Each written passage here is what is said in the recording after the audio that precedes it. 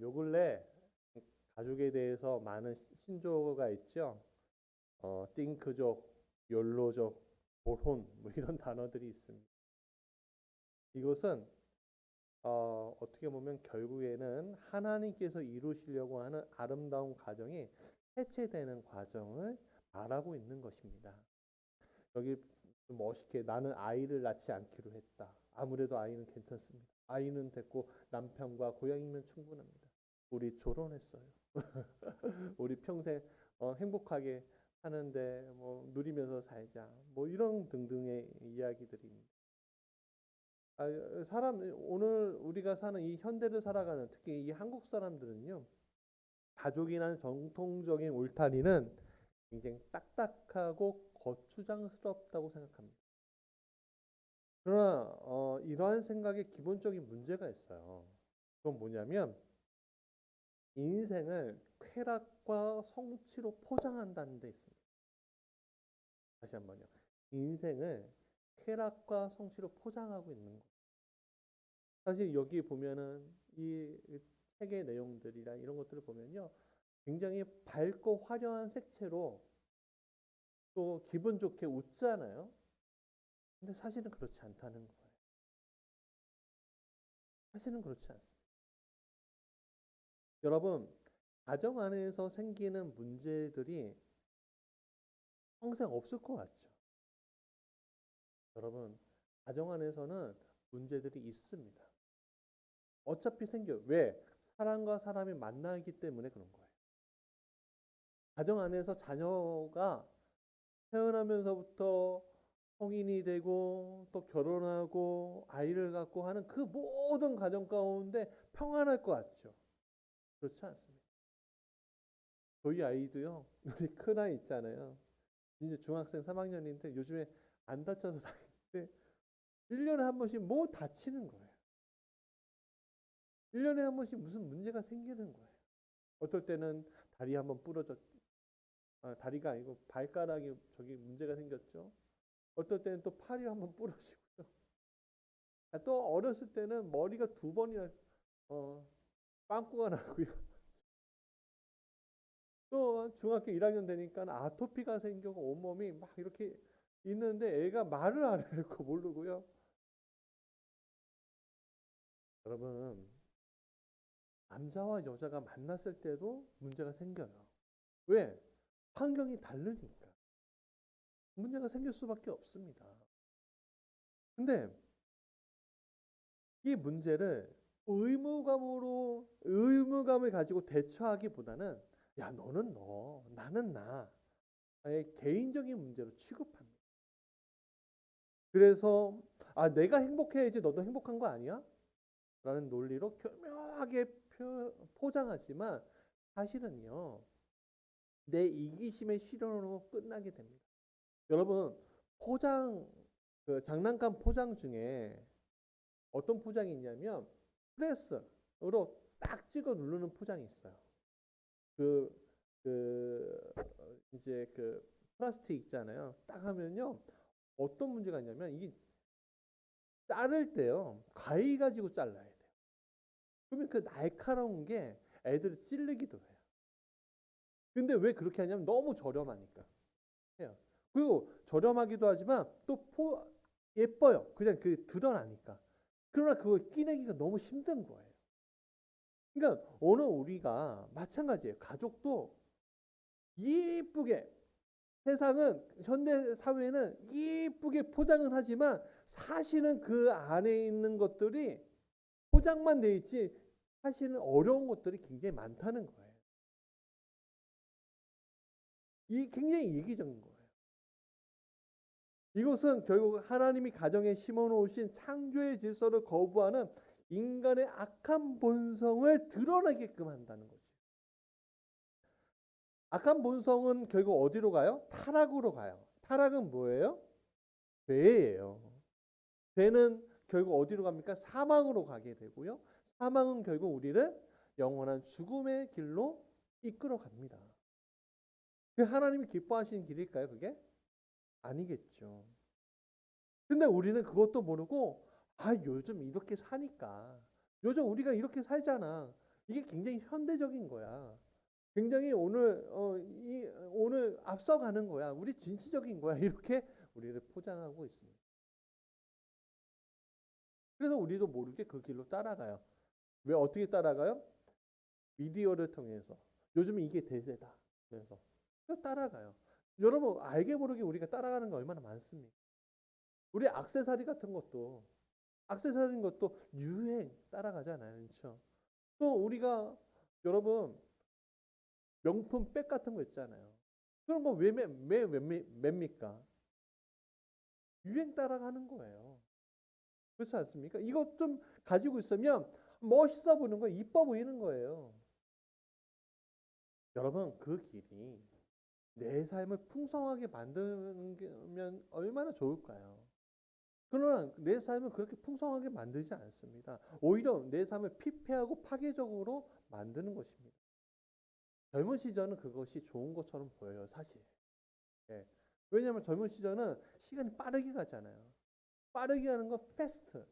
그러니까는 내 인생을 패스트, 빨리빨리 변화시켜야 된다는 그 압박감 가운데 우리가 살아가고 있어요. 우리 젊은이들이. 우리 자녀도 그렇게 살아가고 있어요. 그러니까 자꾸 변하고 자꾸 그 변화에 대처하고 그런 것들이 나는 지금 앞서가고 있어. 그걸로 우리를 관념화시키는 거예요.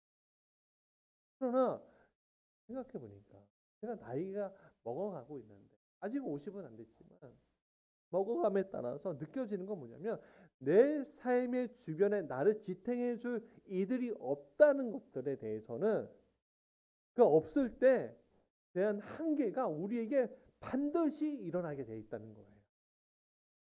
내 삶, 여러분 이렇게 얘기할 때가 있어요. 부모님들이 요즘에 아유 자식은 자식이고 나는 다시 뭐 우리 행복하게 살아요. 여러분 그게 내가 건강할 때 얘기지 늙고 병들었을 때 그게 가능한 줄 아세요? 그렇지 않아요. 저는 자꾸 우리 애들한테 조금 부담은 줍니다. 일부러. 어떻게 주냐면 너네가 나 먹여 살려야 돼. 너네가 나 용돈 줘야 돼. 하면서 부담을 줘요. 사실은. 근데 그게 맞는 거예요. 왜냐하면 제가 자라날 때 누구의 품에서 자라났죠?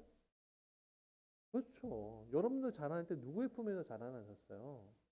근데 하나님은요, 참 감사한 게 뭐냐면 부모의 품에서 사랑받는 것을 부모가 이제 늙었을 때는 자녀의 사랑 품에서 사랑받게끔 만드셨어요. 그러니까 부모가 자녀가 어릴 때 어떻게 되게 돼요? 사랑으로 대해야죠. 사랑으로 대하고 존중하고 앞으로 이제 설교가 나올 거지만 할 때 나중에 늙어서도 사랑을 받는 거예요. 무슨 말인지 아시겠죠? 그러니까 오늘 우리가 이런 사랑 안에서 이렇게 해야 하는데 여러분 오늘 우리가 그렇기 때문에 오늘 우리가 현대적이야. 이게 진취적이야. 이게 멋있어라고 이야기하고 포장되어 있는 이 새로운 가족관에 대해서 좀 한번 생각해 보아야 해요. 사실 전통적이고 좀 고리타분해 보이지만 성경적이고 안정적인 가족관에 대해서 우리가 다시 한번 바라보고 또 그것에 대해서 생각해 보아야 한다는 것이죠. 그렇다면 성경적이고 안정적인 가족이란 무엇인가에 대해서 우리가 좀 나눠봐야 되는데 첫 번째 같이 읽어보겠습니다. 시작. 하나님은 부부를 가장 기초로 삼으셨습니다. 창세기 2장 18절의 말씀 같이 보겠습니다. 시작. 여호와 하나님이 이르시되 사람이 혼자 사는 것이 좋지 아니하니 내가 그를 위하여 돕는 배필을 지으라 하시니라. 자, 여기 보세요. 성경은 하나님께서 사람이 혼자 사는 것에 대해서 좋아 보인다고 했습니까? 좋지 않아 보인다고 했습니까? 좋지 않아 보인다고 했어요. 좋았더라라고 하지 않으셨어요. 좋지 않아 보인다고 했습니다. 그래서 무슨 배필을 만들었어요? 돕는 배필을 만들었대요. 그냥 배필이에요? 돕는 배필이에요? 돕는 헬퍼예요. 헬퍼. 자, 우리는 성령님을 뭐라고 하죠? 영어로 헬퍼라고 하죠. 예, 돕는 자예요. 예. 그러니까 우리 배필도 헬퍼라는 거예요. 그냥 남녀가 사랑해서 아 좋아 좋아 사랑해 하고서 만나는 그런 그 어떤 육체적인 그런 관계로만의 로 만든 것이 아니라 헬퍼로 만드셨다는 거예요. 여기서 우리가 놓치지 말아야 할 지점이 그거예요. 헬퍼라는 거예요. 서로가. 예. 남자는 누가 헬퍼가 돼야 돼요? 여자가 헬퍼가 돼야 돼요. 그렇죠? 여자는 남자가 헬퍼가 돼야 되는 거예요. 돕는 자가 돼야 되는 거예요. 왜냐하면 사람은요, 누군가에게 의지하도록 만들어져 있어요. 네. 그러니까 누군가를 도움을 받아야 되는 존재예요. 여러분 이 세상에 아우 나는 혼자 사는 게 좋아라고 생각해서 사는 사람이 얼마나 있을까요? 은둔형 외톨이? 은둔형 외톨이가 그런 사람일까요? 아니에요. 사랑받고 싶은데 사랑 못 받는 사람들이 그런 사람이죠. 난 혼자 사는 게 좋아라고 이야기해도요, 여러분 어떻게든 도움을 받게 돼 있어요. 그렇지 않습니까? 그러니까 누군가의 도움을 내가 받아야 돼요. 근데 가정에서의 부부는 그런 관계 속에서 가장 기초적인 거예요. 이런 기초가 잘 세워지지 않으면 가정은 그냥 무너지게 돼 있어요. 만약에 부부의 사랑이 자녀에게 옮겨질 때는 어, 오히려 가정이 해체가 되는 경우들이 있습니다. 이해되지 않으시죠? 부부의 사랑이 아니 자녀를 사랑하는 건 당연한 게 아니야? 이런 경우예요. 많이 이긴 했지만 완화되긴 했지만 자녀들의 교육 문제 때문에 기러기 부부가 되는 경우들이 많이 있었습니다. 현재도 있죠. 자녀의 성공이 가정의 목표인 양 많은 기러기 부부들이 생겼었어요. 아버지는 자녀의 양육을 위해 돈을 벌고요. 어머니는 멀리 타국이나 대도시에서 자녀들의 교육을 위해서 힘쓰게 됩니다. 그런데 부부가 멀리 있다 보니까 남편들은 더 외롭고 힘들고 누군가 의지하고 싶은데 의지할 데가 없는 거예요. 그러다 보니까 탈선하게 되죠. 멀리 떨어져 있는 아내들도 마찬가지예요. 양육에 시간을 바치다 보니까 어떻게 돼요? 자기도 누군가 의지하게 되는 거예요. 근데 자녀만 의지하기에는 참 사람들이 어떻게 해요? 마음 가운데 뭔가 허전함을 느껴요. 그러니까 자꾸 안 좋은 쪽으로 빠지죠. 또 나중에 자녀들도 아빠를 기러기 부부 같은 경우에는 아빠를 낯선 존재로 인식하게 됩니다. 그래서 가정 속으로 아빠가 들어오려고 할 때 굉장히 낯설어요. 대화를 못해요. 튕겨나가요. 아빠가 뭔가 좀 이렇게 고리가 있어갖고 이야기를 해야 되는데 이것저것 막 던지는데 무슨 못 나온 돌처럼 느껴져서 막 던지는 거에서 대답 그리고 네. 이해돼요. 사춘기 아이들이. 근데 그게요. 모난적에 정 맞는다고 굉장히 상처가 돼요. 아빠한테는. 부부도 마찬가지예요. 떨어져 있으면요. 대화에 공통점이 안 생겨요. 그러니까 서로 힘들죠. 그러면 서로 힘들면 어떻게 가정이 깨지게 되는 거죠. 그럼 깨진 가정으로 인해서 그러면 서로가 행복하냐? 아니요. 다 힘들어지는 것을 우리는 곳곳에서 많이 보아왔습니다. 이미 보아왔어요. 제가 TV에서 어떤 가정을 봤는데 개그맨 가정인데 매월 1,000만 원씩 막 보낸다는 거예요. 매월 1,000만 원씩 버는 거 부럽습니다. 근데요, 10년을 이렇게 보내는데 안 와요. 그러니까 그 이 아빠가 눈물을 흘리더라고요. 내가 헛살았다는 거예요. 여러분, 가정의 행복은요, 부부가 제일 우선시 될 때 이루어지는 거예요. 자녀? 필요해요? 필요 없어요? 필요하긴 하죠. 아, 잘 피해 가시네. 근데 자녀가 필요하긴 하지만 부부의 사랑이 먼저가 돼야 되는 거예요. 예. 부부의 사랑이 자녀에게만 향하고 부부끼리 사랑이 없으면요, 여러분 안정적이지 않습니다. 문제가 생길 수밖에 없습니다. 여러분 삶의 소중한 순간들을 함께라는 이름으로 같이 해야 합니다. 생일이나 기념일들이 소중한 순간일까요? 소중한 순간일 수 있죠. 그렇죠? 그러나 아이가 태어나고 아이가 자라고 아이가 아프고 부모님이 아프시고 부모님이 돌아가시고 상처받고 힘들어했던 그 사회적인 그런 상황 안에서 위로해주고 그 모든 것들이 함께라는 이름으로 같이 해야 된다는 거예요. 그러면 거기에 뭐가 있어야 돼요? 주의 이름이 있어야 되는 거예요. 그리스도 안에서 같이 기도해주는 존재가 돼야 하는 거예요. 내가 상대방, 내게 돕는 배필이 나의 문제를 다 해결해 줄 수 있나요? 내가 결혼할 때 저 인간이 나를 우주 여행이라도 보내줄 수 있을 것처럼 얘기했지만 보내주나요? 저는 되도록 보내주려고 노력합니다만 안 되더라고요. 그러면 어떻게 해야 돼요? 그리고 이 모든 것들을 해결해 주실 분이 누구예요? 하나님이신 거죠. 하나님이요. 그럼 그 하나님이 누구예요? 어디에 계세요? 하늘에 계세요? 아니면 우리 앞에 계세요? 내 마음속에 계세요? 그래요. 맞아요. 내 마음속에 있죠. 최고예요. 하나님은 최고예요. 내 마음속에도 계시면 지금 여기에도 계신 거예요. 그분이 나를 도와주시는, 그분이 우리의 가정을 도와주시는 거예요. 그분이 나의 배우자를 도와주시고 나의 돕는 배필을 도와주시고 내가 도와야 할 배필을 도와주시고 또 내가 사랑하는 사람을 도와주시는. 그래서 여러분 나의 배필이 아프면 나도 아프고 나의 배필이 즐거우면 나도 즐거워지는 것들을 경험해 보시기 바랍니다. 또 사랑하는 연인 안에서도 마찬가지인 거예요. 또한 모든 것이 주 안에서 이루어지지 않으면 항상 사람은 뭐가 발동이 되냐면 이기심이 발동이 돼서 나만 바라봐.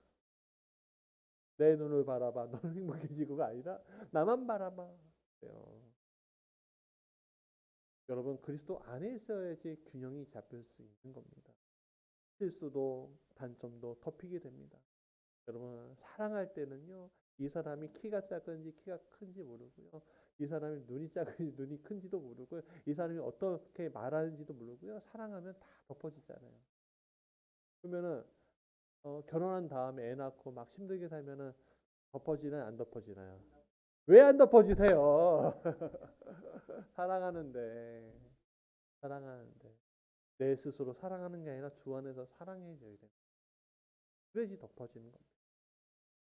부부의 사랑을 가장 우선시하는 가정을 이루시길 간절히 원합니다. 두 번째 같이 읽어볼까요? 시작. 하나님은 가족 안에 질서를 심어 놓으셨습니다. 바울은 본문 18절에서 아내들에게 남편의 권위에 대해서, 또 20절에 자녀들에게 부모의 권위에 대해서 인정할 것을 말하고 있습니다. 이것은 가정에 꼭 질서가 필요하다는 것을 이야기해요. 하나님은 이 세상을 혼란하게 만들었을까요? 아니면 질서 있게 만드셨을까요? 여러분, 과학자들, 특히 수학자들이요, 이렇게 얘기하는 것을 저는 봤어요. 이 우주는 수학으로, 숫자로 이루어졌다. 뭐라고요? 우리 매트리스라는 영화 아세요? 매트리스라는 영화 보면요, 막 숫자로 막 이렇게 기호를 이렇게 하는 것들이 이렇게 줄로 나오는 게 있는데 그걸로 만들어졌대요. 인터스텔라 같은 영화에 막 이렇게 무슨 선을 이렇게 하는데 그게 뭐냐면 숫자 법칙으로 만들어졌다는 것을 표현하고 있는 거예요. 이 말은 진짜 이게 숫자로 이루어졌다는 얘기가 아니라 수학의 법칙으로 이 우주가 움직이고 있다는 것을 얘기해요. 네. 그럼 우리는 기독교 신앙을 가지고 있는 우리는 더 쉽게 이야기할 수 있어요.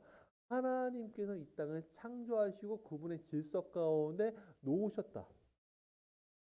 하나님의 질서가 이 우주 가운데 움직이고 있다라고 우리는 편해요. 똑같은 얘기예요. 똑같은 얘기. 예. 그러니까는 우주는 우연이에요? 아니면 창조예요? 이 땅은, 이 세계는요, 법칙이 있는 거예요. 우주에는 법칙이 있는 거예요. 공식이 있는 거예요. 근데 그 공식이 다 우리가 알지 못하는 것 뿐이죠. 사실은. 그렇지 않습니까? 가정도 마찬가지인 거예요. 가정 안에는 질서가 필요합니다. 가정이 무질서해지면요, 가정이 파괴되고 피폐해질 수밖에 없는 겁니다. 이 질서는 인간이 가지고 있는 관념이 뭐예요? 생각하고, 이념적으로 생각하고, 이것이 이루어졌으면 좋겠다라고 생각하는 게 관념이에요. 이 관념이 지배하는 질서가 아니라 그리스도 안에서 이루어지는 질서야만 한다는 거예요.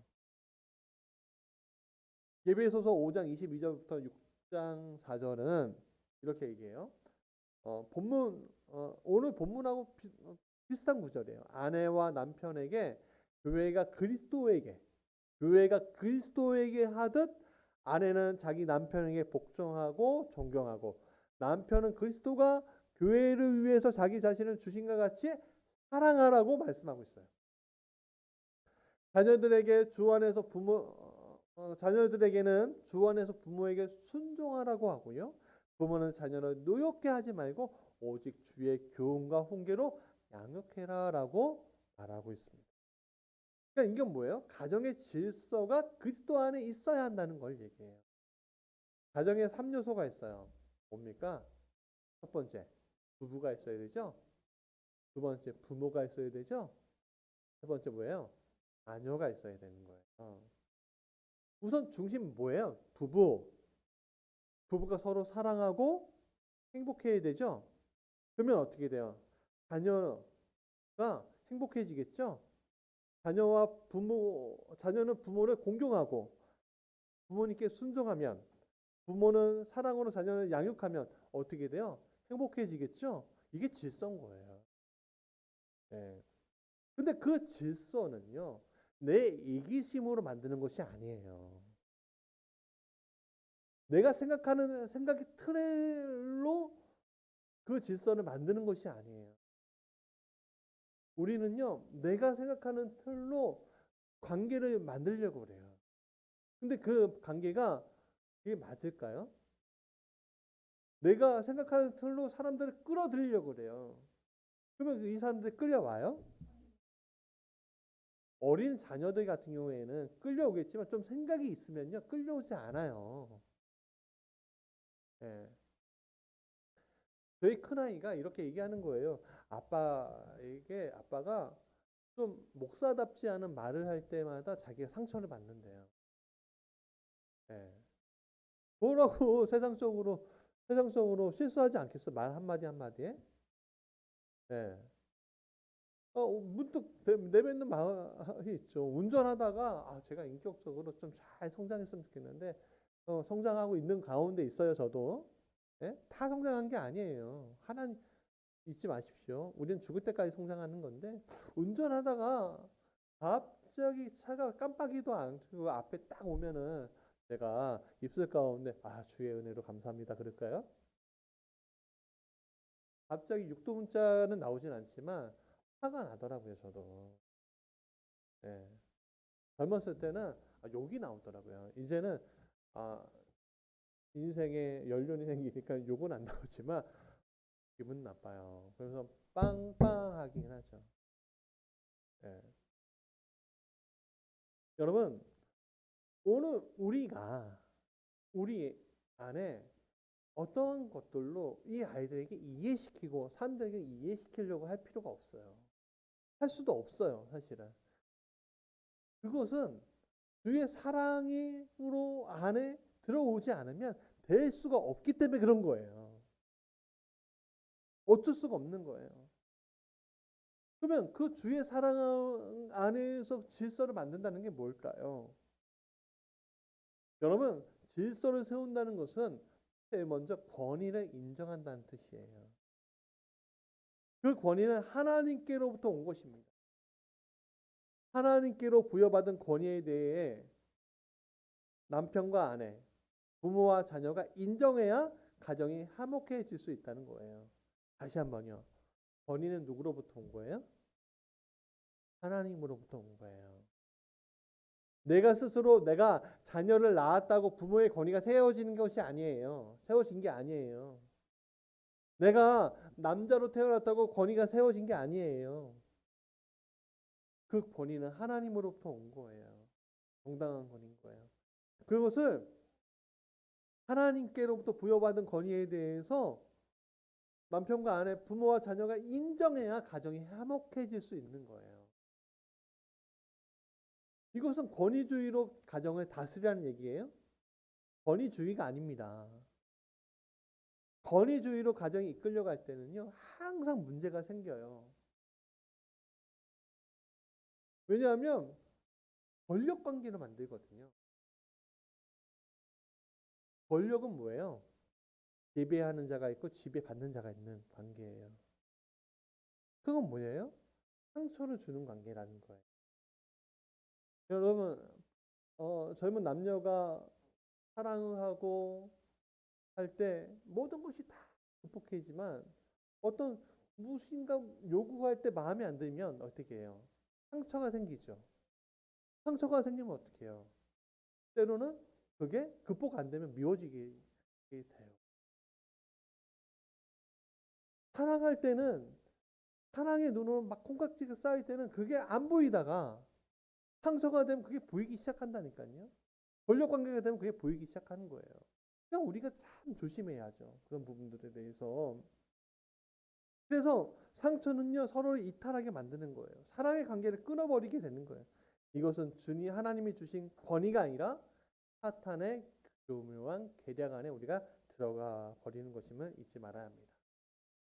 그렇기 때문에 이 권위는 있어야 될 게 있어요. 뭐냐면 사랑이에요. 러브. 그 앞에. 하나님이 주신 권위로 질서를 잡되 사랑으로 해야 한다는 것이 기독교 세계관의 본질입니다. 하나님은 질서의 하나님이시지만 모든 것을 사랑으로 다스리고 있습니다. 그렇기 때문에 여러분 사랑하기의 권위를 인정하십시오. 사랑하기의 질서에 순종하시고요. 사랑하기의 권위주의로 가정을 다스리려 하지 마십시오. 오직 가정에 사랑만이 남아 있어야 합니다. 세 번째, 가질 것과 시작. 사랑은 서로 존중하는 것입니다.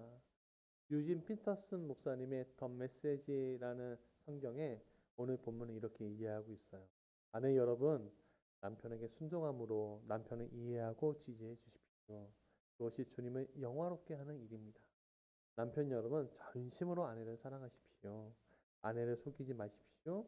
자녀 여러분, 부모가 여러분에게 하는 말을 잘 따르십시오.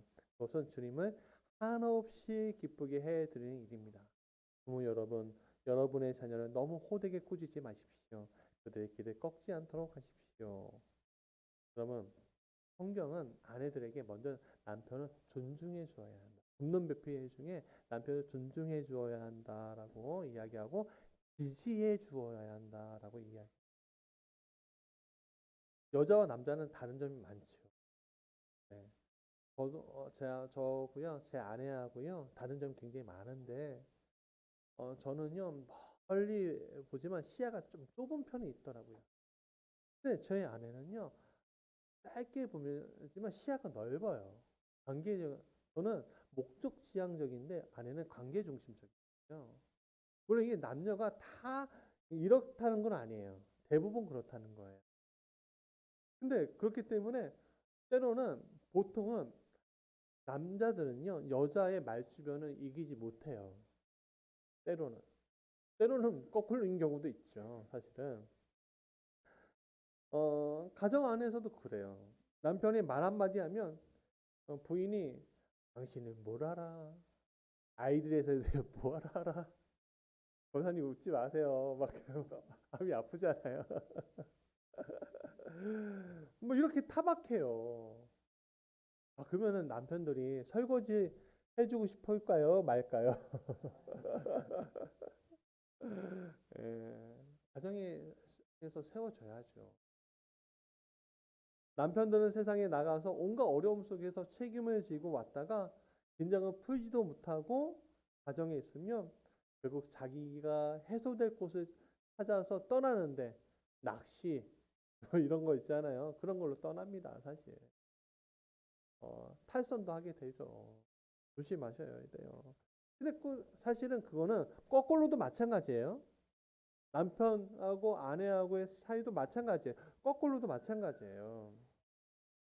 여러분, 서로가 가정을 이끌어가는 주체로 세워주셔야 합니다. 그래서 남편에게 또 부인에게 있어서 가정은 들어오고 싶은 곳, 사랑받는 곳이라는 생각을 하게끔 만들어 주어야 한다는 거죠. 그러면 그것을 누가 해줘야 돼요?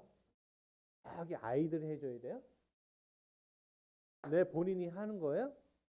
아니요. 돕는 배필 헬퍼들이 좋아야죠. 헬퍼들이.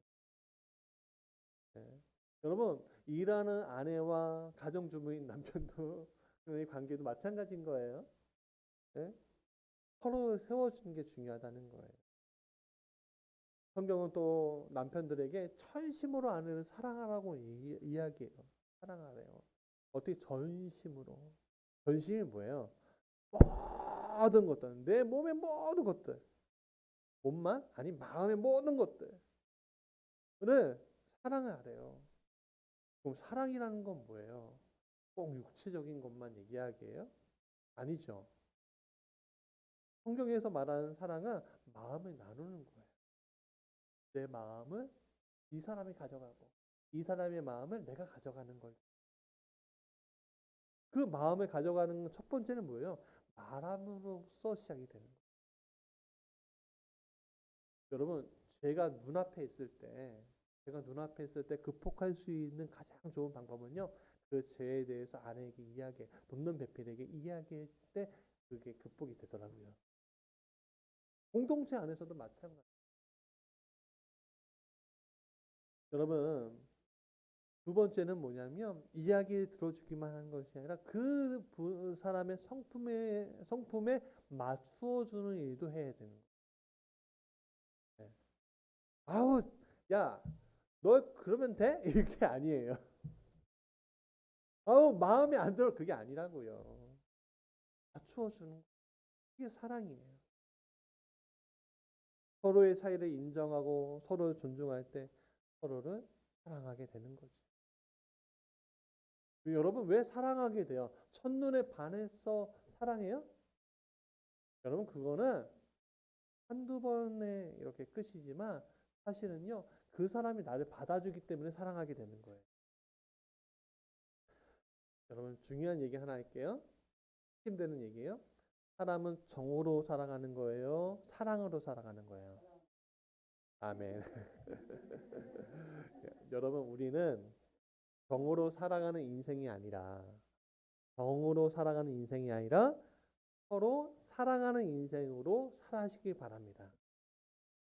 처음 만날 때부터 사랑하시고 그 다음에 죽을 때까지 사랑하시기 바랍니다. 나중에 이런 얘기 하지 마세요. 가족끼리 이러는 거 아니다. 이런 얘기 하지 마세요.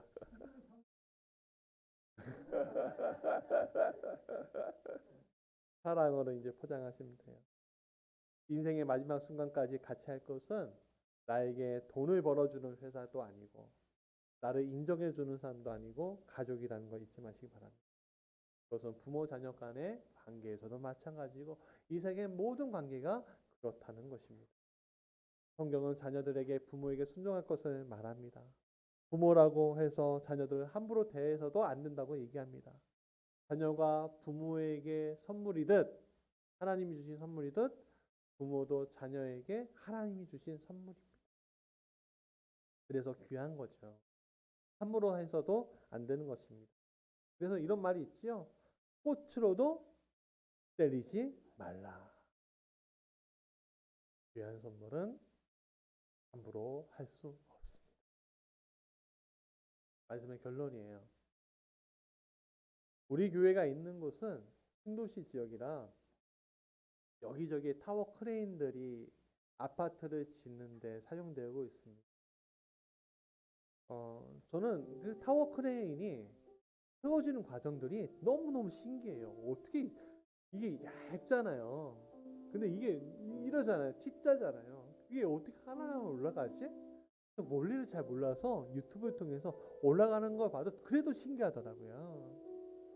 근데 이 타워 크레인이 세워지는데 이게 공사에 쓰여질 때 두 가지가 필요하더라고요. 하나는요, 기초예요. 반석 위에 세워져야 돼요. 단단하게 세워져야 돼요. 그렇지 않으면 흔들리는 거예요. 두 번째는 균형이에요. 균형이 맞지 않으면 한쪽으로 쓰러지게 돼 있어요. 그래서 한쪽 길고 이쪽은 뭐가 있어요? 추가 있잖아요. 가정도 마찬가지인 거예요. 가정도 반석 위에 세워져야 되고 균형 있게 세워져야지 가정이 이루어지는 겁니다. 근데 인간은요, 어떤 동물이 어떻죠? 이기심으로 똘똘똘 뭉쳐져 있어요. 이 이기심은요, 나에게 맞추라고 이야기하는 거예요. 나에게 맞추는 인생이 아니라 사랑하고 존중하는 인생으로 우리가 바뀌어야 합니다. 근데 그 사랑하고 존중하는 인생으로 바꿀 때 내 스스로 그게 되나요? 사랑할 때는 콩깍지 쓸 때는 그게 되는데요. 그 사랑이 이어지려고 할 때는요, 한 가지밖에 없어요. 결국에는 주 안에 있는 거예요. 그리스도가 우리의 균형추가 되어야 한다는 거죠. 그리스도께서 십자가를 지심으로 우리의 균형추가 되어 주셨습니다. 사랑하는 여러분, 하나님이 주신 가족이 성경적인 세계관 안에서 이제부터 잘 만들어 가시기 바랍니다. 남녀가 만나는 것, 부부가 돼서 자녀가 생기고 또 그 자녀가 또 부모를 공경하고 하는 그 모든 과정들이 하나님 안에서 이루어지길 간절히 원합니다. 우리 사철의 봄바람 같이